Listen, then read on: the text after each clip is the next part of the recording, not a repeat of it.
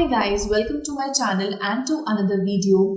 So in today's video we are going to talk about Coulomb's law in vector form, and in the later section we will see principle of superposition. So why are we studying Coulomb's law in vector form? देखिए, हम जो बात कर रहे हैं वो ये है कि जो एक चार्ज होता है ना, जो एक स्टेशनरी चार्ज होता है, वो दूसरे स्टेशनरी चार्ज के ऊपर कुछ फोर्स लगाता है और जिसको हम इलेक्ट्रोस्टैटिक फोर्स बोलते हैं। एंड इस फोर्स का एक्सप्रेशन हमने कूलम्ब्स लॉ से निकाला था। नाउ सिंस हमें पता है ये जो फोर्स होती है ये एक वेक्टर क्वांटिटी है, उसका मैग्नीट्यूड तो होता ही है, साथ ही साथ उसका डायरेक्शन होता है। अगर यहाँ पे अट्रैक्टिव या रिपल्सिव फोर्स लगती है तो वो कौन से डायरेक्शन में लगेगी, तो ये जानना भी बेहद ज़रूरी है। तो इसके लिए हमें कूलम्ब्स लॉ को वेक्टर फॉर्म में करना भी ज़रूरी है, तो इसीलिए we are doing this topic. I am taking two charges Q1 and Q2, जो कि इनके बीच का जो डिस्टेंस है वो मैंने R रखा हुआ है। ठीक है, दोनों ही फिगर में ऐसा ही है, दोनों ही सिमिलर केसेस हैं, बस हल्का सा फर्क है। I let you know. अच्छा, Q1 जो है वो Q2 के ऊपर कुछ फोर्स एक्सर्ट करेगा इन दिस डायरेक्शन, क्योंकि ये दोनों ही लाइक चार्जेस हैं तो यहाँ पे रिपल्शन होगा। एंड Q2 जो है वो भी Q1 के ऊपर कुछ फोर्स एक्सर्ट करेगा, है ना। तो इन ये दोनों जो फोर्सेस हैं इनको मैं ऐसे ले रही हूँ कि लेट F12 वेक्टर जो है वो रिप्रेजेंट करेगा force on charge Q1 due to charge Q2। ठीक है, force on charge Q1 due to charge Q2।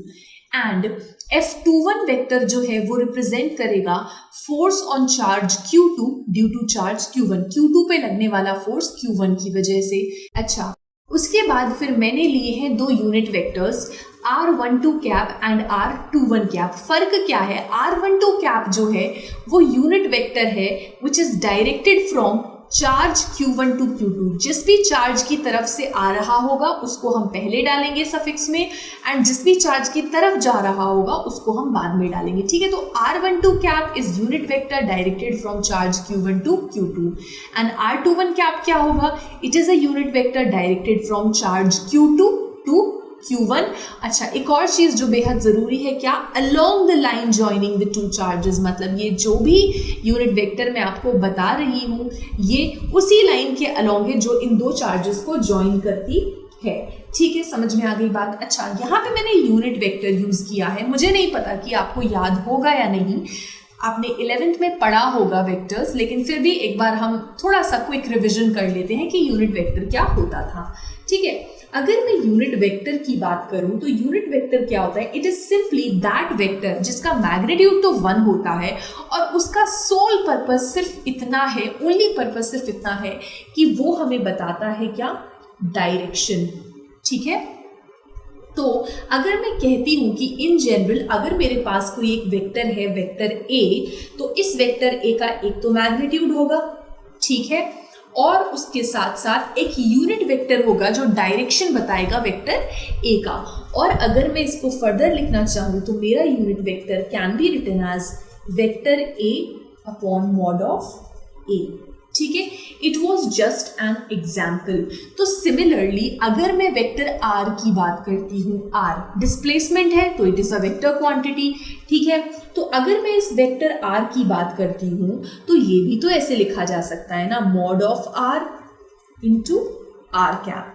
तो अब ये जो आर कैप है ये मैंने दो डायरेक्शन में लिए हैं, डिस्प्लेसमेंट यहाँ से यहाँ तक भी होगा और यहाँ से यहाँ तक भी होगा। ठीक है, बस दोनों ही केस में डायरेक्शन डिफरेंट है। तो एक जगह मैंने R12 कैप ले लिया और इस डायरेक्शन को रिप्रेजेंट करने के लिए मैंने R21 कैप ले लिया।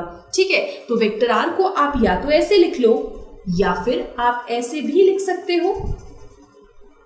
देखिए मैग्नीट्यूड तो सेम रहेगा, है ना, आप ऐसे भी लिख सकते हो, राइट। अच्छा, अब एक चीज बताओ, इन दोनों में फर्क क्या है? इन दोनों में फर्क सिर्फ इतना है कि इसका जो डायरेक्शन है, इस केस में अगर डायरेक्शन इधर जाता है तो इस केस में डायरेक्शन हम इस तरफ से ले रहे हैं। मतलब कि ये जो R12 कैप है ना, it is equal to minus R21 cap. ये बात हमें जहन में रखनी है, ये आगे अभी हम इसका यूज करेंगे। ठीक है, आई होप दैट्स क्लियर कि हमने यूनिट वेक्टर क्यों लिया है।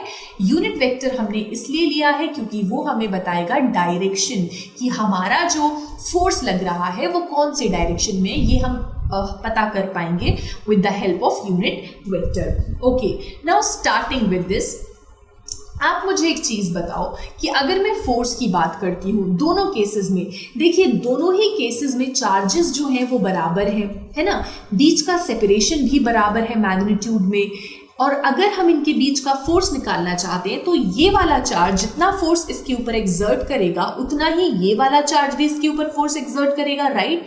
मतलब कहने का मतलब ये है कि अगर आप मैग्नीट्यूड निकालते हो, मॉड ऑफ F12 वेक्टर निकालते हो, वो बराबर होगा मॉड ऑफ F21 वेक्टर के, और उसको हम कैसे लिखेंगे, उसको हम लिखेंगे कुछ इस तरीके से 1/4 pi epsilon naught into Q1 Q2 upon r square. अच्छा देखिए, मैंने यहाँ पे सिर्फ और सिर्फ मैग्नीट्यूड की बात करी है, अभी तक मैं यहाँ पे यूनिट वेक्टर इंट्रोड्यूस नहीं करूँगी, ठीक है।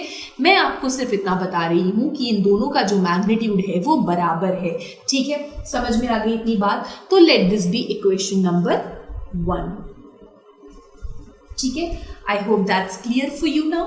अच्छा, इसके आगे अगर मैं बात करती हूँ नाउ, अगर मैं सिंपली लिखना चाहूँ F21 वेक्टर, अच्छा F21 वेक्टर क्या था, force on charge Q2 due to charge Q1, तो सिंपली मैं इसको ऐसे लिख सकती हूँ कि F21 वेक्टर जो है वो अपने मैग्नीट्यूड के बराबर होगा, और एक यूनिट वेक्टर चाहिए जो F21 वेक्टर के डायरेक्शन को बता दे, ठीक है। तो अगर आप इस फिगर में देखो F21 वेक्टर, तो F21 वेक्टर का डायरेक्शन ये है, और इसी के डायरेक्शन में ये यूनिट वेक्टर काम करता है, कौन सा, R12 कैप, ठीक है। तो मैं इसके साथ लिख लूंगी R12 cap. I hope that's clear, ठीक है। मैं बात कर रही थी किसकी, I was talking about force F21 vector, मतलब force on charge Q2 due to charge Q1, तो उसको मैं इस तरीके से लिख सकती हूँ, उसका magnitude multiplied by a unit vector, वो यूनिट वेक्टर जो इस फोर्स का डायरेक्शन बताएगा, ठीक है। अच्छा, अब ये जो F21 वेक्टर का जो मैग्नीट्यूड है वो मैंने इधर कैलकुलेट किया हुआ है, तो मैं पुट कर देती हूँ, इधर लिख लेती हूँ मैं एक दफा, F21 vector is equal to 1/4 pi epsilon naught into Q1 Q2 upon r square, और फिर R12 cap as written here, ठीक है। इतनी बात समझ में आ गई आपको? अच्छा, इसको मैं दे देती हूँ हमारा इक्वेशन नंबर 2A, ठीक है। अच्छा, एक और चीज जो मैं करना चाहूंगी, R12 कैप जो है, R12 कैप, ठीक है, आप खुद बताओ मुझे, ये जो R12 कैप है इसको कैसे लिख सकती हूँ मैं in terms of vector and its magnitude, उसको मैं ऐसे लिख सकती हूँ, वेक्टर R कर लीजिए अपॉन मैग्नीट्यूड ऑफ R कर लीजिए, मैग्नीट्यूड ऑफ R लिखिए या फिर अकेला R लिखिए, बात तो एक ही है, ठीक है। तो मैं इसको ऐसे कर दूंगी, F21 vector is equal to 1/4 pi epsilon naught into Q1 Q2 upon, अगर मैं इसकी जगह पर R12 कैप की जगह पर ये डालती हूँ वेक्टर R अपॉन R, तो ये R क्यूब ना हो जाएगा, हो गया ये, ठीक है। समझ में आई बात आपको इतनी? तो इसको मैं देती हूँ इक्वेशन नंबर 2B, ठीक है।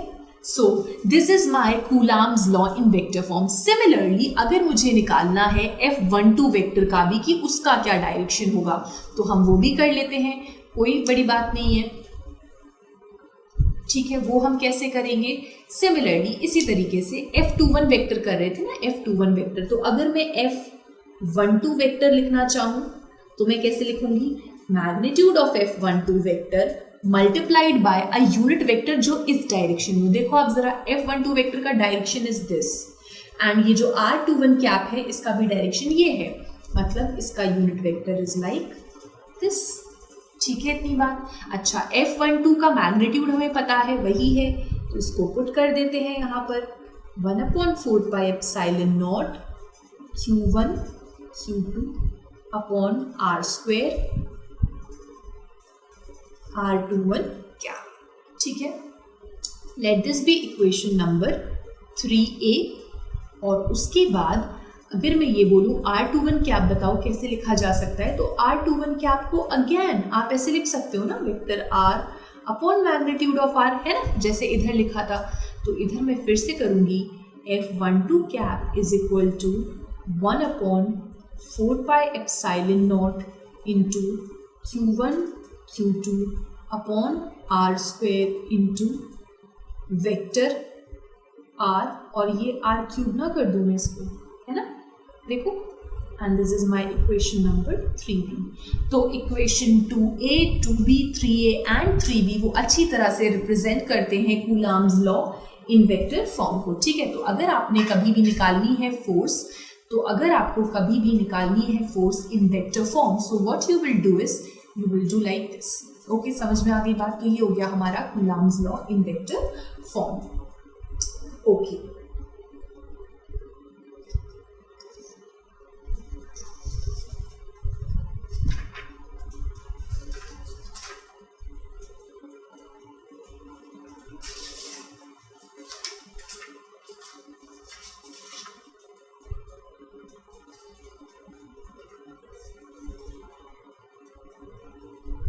now I would like to talk about few important notes, जो चीजें नोट करने के लायक हैं, उन्हें देख लेते हैं एक बार, ठीक है। पहली चीज तो ये देखिए कि मैंने बताया था जो R12 कैप था वो कुछ इस तरह था, ठीक है, ये मैंने बताया था। तो अगर मैं देखती हूँ, अगर मैं यूज करती हूँ फ्रॉम इक्वेशन 3a, ठीक है, इक्वेशन 3a क्या थी, ये देख लीजिए यहाँ पर इक्वेशन 3a कुछ ये थी, 1/4 pi epsilon naught q1 q2 upon r square r21 cap, और ये क्या बताता f12 वेक्टर, ठीक है। तो f12 vector is equal to क्या था, 1/4 pi epsilon naught into q1 q2 upon r square multiplied by क्या था, r21 कैप। लेकिन यहाँ पे जो r21 कैप है वो इसके बराबर है, किसके बराबर, माइनस r12 कैप के। तो उसको मैं ऐसे लिख सकती हूँ 1/4 pi epsilon naught q1 q2 upon r square into minus r12 क्या।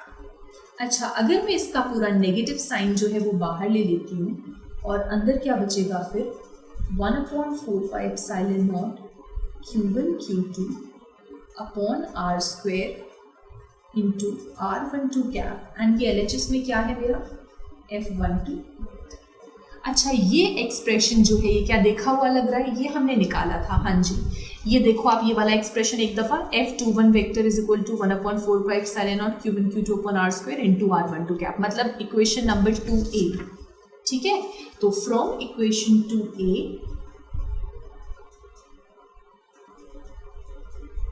हम ये कह सकते हैं f12 vector is equal to minus f21 vector, ठीक है। तो एक चीज तो समझ में आ रही है कि जो फोर्स लगता है दो चार्जेस के बीच में वो इक्वल अमाउंट ऑफ फोर्स होता है, लेकिन ऑपोजिट इन डायरेक्शन होता है, ठीक है, इक्वल एंड ऑपोजिट फोर्स लगता है।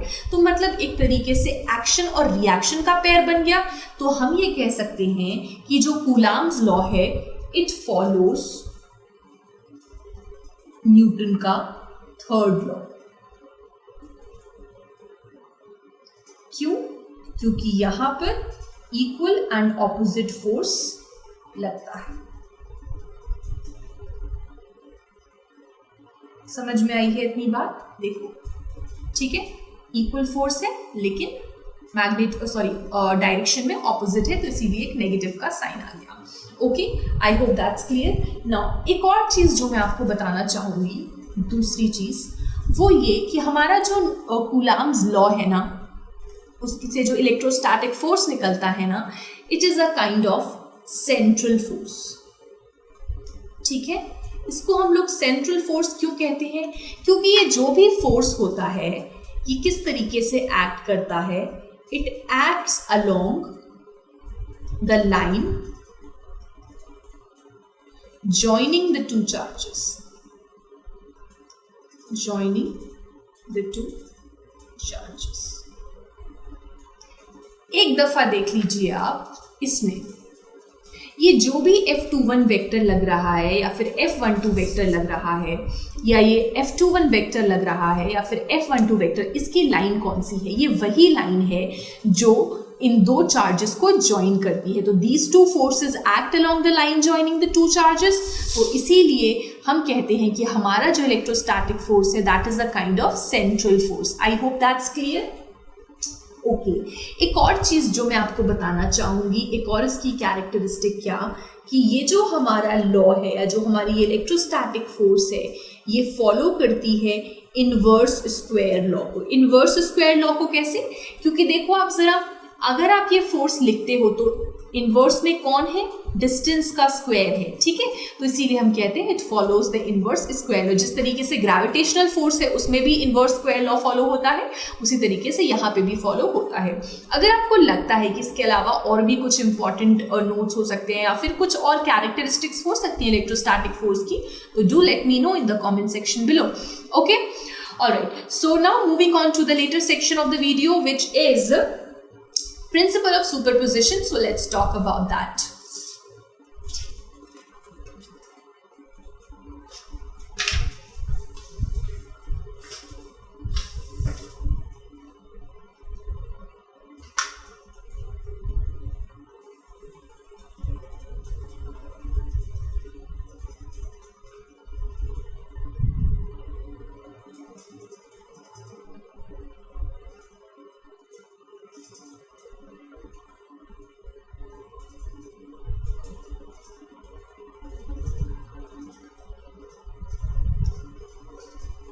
Okay, now talking about principle of superposition, what is that? देखिए, अभी हम जो बात कर रहे हैं, जो भी हमने एक्सप्रेशन निकाला है कूलाम्स लॉ की हेल्प से, वो सिर्फ दो चार्जेस के लिए है। क्यों? क्योंकि जो हम फोर्स की बात करते हैं वो तो इतना ही है ना, 1/4πε0 Q1 Q2 अपॉन R², इतना ही तो है ना।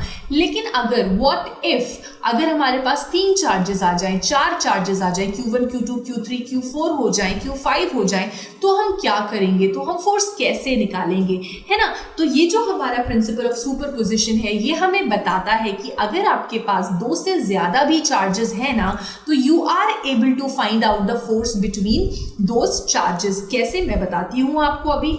अगर मैं ये बोलूं कि मेरे पास कुछ चार्जेस हैं, ये मेरा Q1 चार्ज है और इससे कुछ डिस्टेंस पे मेरा Q2 रखा हुआ है, ठीक है। कुछ डिस्टेंस पे मेरा Q3 रखा हुआ है, कुछ डिस्टेंस पे मेरा Q4 रखा हुआ है और यहाँ पे कहीं Q5 रखा हुआ है, और इनके बीच का मैं डिस्टेंस ले लेती हूँ, Q1 Q2 के बीच का distance R1 R2 R3 R4 या जैसे भी आपको ठीक लगे, ठीक है। तो अगर मुझे निकालना है, अगर आपसे पूछा जाता है कि what is the total force on Q1, तो मुझे अब एक चीज बताओ, Q2 की वजह से लगने वाली जो फोर्स होगी Q1 के ऊपर, अगर ये सारे ही लाइक चार्जेस हैं तो ये डायरेक्शन जो है इसका कुछ इस तरीके से होगा। तो हम बोलेंगे force on charge 1 due to charge Q2, ठीक है। उसके बाद अगर हमसे पूछा जाता है Q3 के बारे में, तो force on charge Q1 due to Q3, तो वो जो है वो उसका डायरेक्शन कुछ ये होगा, कुछ इस तरह, है ना। आई होप दैट्स क्लियर। अच्छा, Q4 के बारे में अगर हमसे पूछा जाता है तो Q4 का जो है वो कुछ इस तरफ होगा, F14, है ना। अगर Q5 की वजह से पूछा जाता है तो Q5 की वजह से कुछ ऐसा होगा Q1 के ऊपर, F1, ठीक है। तो ये अलग अलग डायरेक्शन में हम फोर्स निकाल लेते हैं, ठीक है। Q2 की वजह से, Q3 की वजह से, Q4 की वजह से, Q5 की वजह से, जितने भी चार्जेस हैं उनको एक एक बार लेकर, एक एक दफ़ा लेकर हम Q1 के ऊपर फोर्स निकाल लेंगे। और हमें पता है force is a vector quantity, तो हमें डायरेक्शन भी पता ही होगी कि किस डायरेक्शन में काम कर रहा है। और अगर हमसे पूछा जाता है what is the total force on Q1, तो हम लिखेंगे कि जो टोटल फोर्स ऑन Q1 होता है ना, that is the vector sum of all the forces acting on charge Q1 due to individual charges taken one at a time, ठीक है। F12 vector, plus F13 vector plus F14 vector plus F15 vector and so on. समझ में आ रही है बात आपको? तो principal of superposition या फोर्स बिटवीन मल्टीपल चार्जेस ऐसे ही निकाला जाता है। लेकिन व्हाट इफ अगर हमसे Q2 के ऊपर पूछ लिया तो कोई मसला नहीं है। Q2 का ये तो डिस्टेंस हमें पता है, ये Q2 और Q3 को ज्वाइन करेंगे, Q2 और Q4 को ज्वाइन करेंगे, Q2 और Q5 को ज्वाइन करेंगे और हम बोलेंगे जो फोर्स ऑन चार्ज Q2 होगा वो हम कुछ इस तरीके से निकालेंगे, F21 vector plus F23 vector plus F24 vector plus F25 vector, है ना? तो सो प्रिंसिपल ऑफ सुपरपोजिशन हमें सिंपली ये बताता है कि if you want to find out the force on a particular charge due to multiple other charges,